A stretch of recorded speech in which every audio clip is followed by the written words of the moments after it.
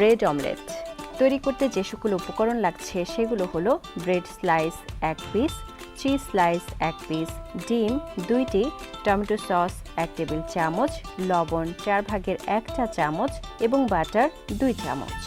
প্রস্তুত প্রণালী: প্রথমে 1 পিস ব্রেড স্লাইস নিয়ে মাঝ বরাবর টুকরো করে কেটে নিন। চিজ স্লাইস দিয়ে উপরের প্যাকেটটি খুলে নিন। চিজটি মাঝ বরাবর কেটে 2 টুকরো করে নিন। ডিম ভেঙে নিয়ে এতে লবণ দিয়ে ভালোভাবে ফেটিয়ে নিন। এবার চুলায় একটি প্যান বসিয়ে 1 চা চামচ বাটার গলিয়ে প্যানে ছড়িয়ে নিন। বাটারের পরিবর্তে তেলও ব্যবহার করা যাবে। প্যানে ফেটিয়ে রাখা ডিম দিয়ে দিন। ব্রেডের টুকরো 2টি ডিমের উপর দিয়ে দিন।